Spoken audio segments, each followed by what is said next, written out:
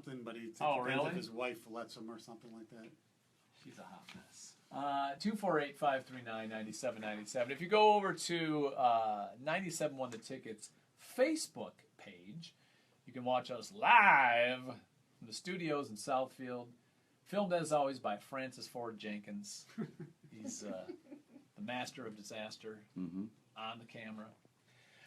We're talking about places you've lived, blank holes you lived, because the Australian Olympic team calls the Olympic Village uninhabitable.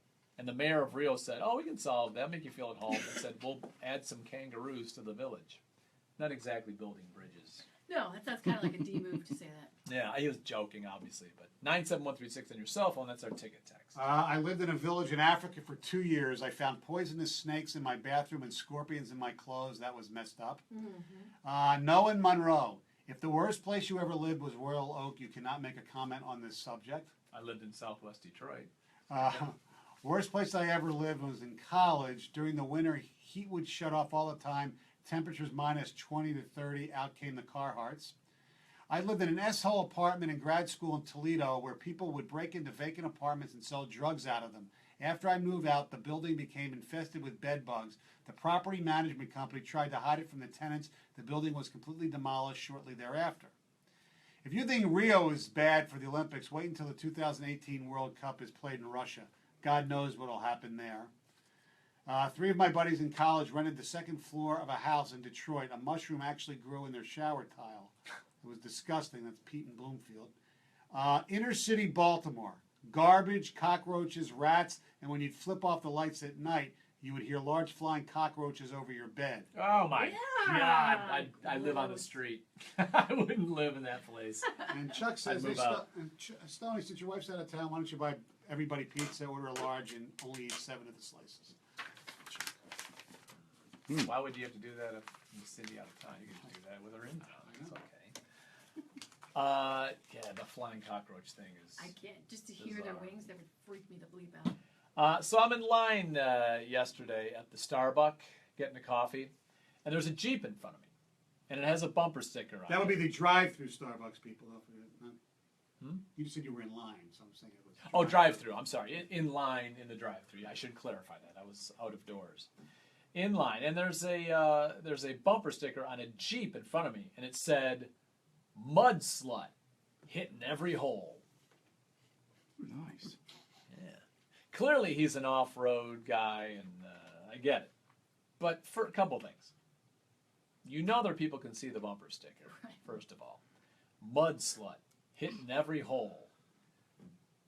What do you say if you have a kid in the car with you and the person in front of you, which we did not, and not that mine they're too young to know anyway, but what do you say to your kid what's a mud slut? A person who likes to go mudding and off-roading. Yeah, but I know mud, but what's slut? What's that mean?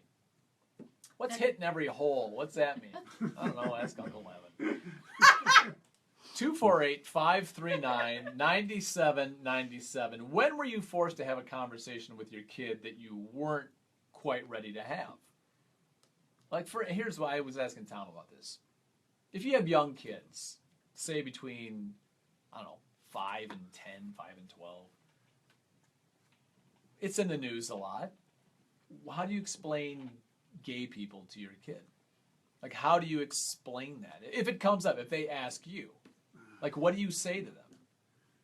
You just say that, these two people, you see 2 guys or 2 girls kissing or something like that. Yeah, say that they saw it on television, you had the wrong channel on, or whatever. They see it in public. Well, it depends on your beliefs is what you tell them. Right, exactly. But at that age, do you want them to know what that means? Say they're 5, 6 years old. Why are those 2 men kissing? How do you explain that to them? Same answer. Depends on your... There could be somebody who sit there and say, well, this is something that is bad, and there's some people, and other people will say this is normal. Right, exactly. Okay. I mean, I was asked that question and tried to explain it, people love each other and, it's okay. Yeah. But there are others who, their religious beliefs think it's not. So Well, they don't have to be religious. Some people just don't get it or don't. Well, I don't get it either, but I think it's I don't okay. either. I mean, when you've got boobs and and all the other stuff. I don't know why you'd be, but I mean, obviously Right. people are. So what are you gonna do? Right. 248-539-9797. What is that conversation you had to have with your kids, and maybe you weren't planning on it just yet? Now you got to have that conversation. Well, I was telling you, I think that you have 3 places where this could happen at any time. If you've taken the kids to the zoo, a petting zoo, or a pet store in the mall where they have maybe a bunch of rabbits hanging out with each other, like in an Oh. open cage that you can pet. Sometimes kids see animal sex and they're not ready for it. Wow. Well, the rabbits, you better be fast. I mean, the kids are gonna.